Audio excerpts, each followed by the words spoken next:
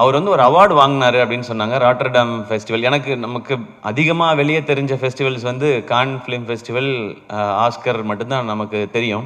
இது Rotterdam film ஃபெஸ்டிவல்னு சொன்னாங்க. அதில் வந்து அவர் அவார்டு வாங்கியிருக்காரு அப்படின்னாங்க. ஓ அப்படியா, ஓகே அப்படின்னு சொன்னேன். நமக்கு தெரில.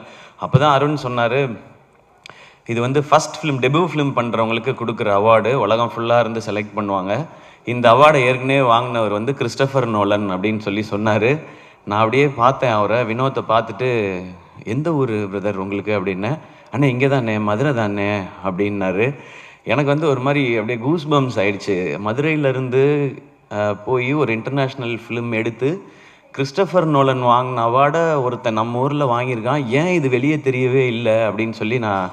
உலக சினிமாவில் அதிகமான ரசிகர்களை பெற்றிருக்கிற இயக்குனர் கிறிஸ்டோபர் நோலனோட ஓப்பன்ஹைமர் அப்படிங்கிற படத்துக்கு 7 ஆஸ்கர் விருதுகள் கிடைச்சிருக்கு. ஸோ இதனால அவருடைய ரசிகர்கள்லாம் மிகப்பெரிய சந்தோஷத்தையும் பெருமிதத்தையும் உணர்றாங்க. இப்போ இந்த படத்துக்கு 7 விருதுகள். இதுக்கு முன்னாடி ஆஸ்கர் விருதுல நம்ம கிறிஸ்டோபர் நோலன் வந்து 8 முறை நாமினேட் செய்யப்பட்டிருக்கிறார். ஆனா இப்போதான் முதல் முறையா சிறந்த இயக்குனருக்கான விருதையும் சிறந்த படத்திற்கான விருதையும் பெற்றிருக்கிறார் அப்படிங்கிறது ரொம்ப குறிப்பிடத்தக்க விஷயம். இதுல பாத்தீங்கன்னா ஓப்பன்ஹைமர் படத்துக்கு மட்டும் சிறந்த இயக்குனர், அதுக்கப்புறம் பாத்தீங்கன்னா சிறந்த நடிகர், படம், சிறந்த துணை நடிகர், இப்படி 7 விருதுகள். அது என்னென்ன அப்படிங்கிறத வரிசையை பார்ப்போம்.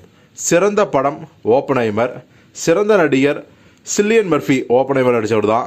சிறந்த நடிகை எம்மா ஸ்டோன், புவர் திங்ஸ் அப்படிங்கிற படத்துக்காக கிடைச்சிருக்கு. சிறந்த இயக்குனர் கிறிஸ்டோபர் நோலன், ஓப்பன்ஹைமர் படத்துக்கு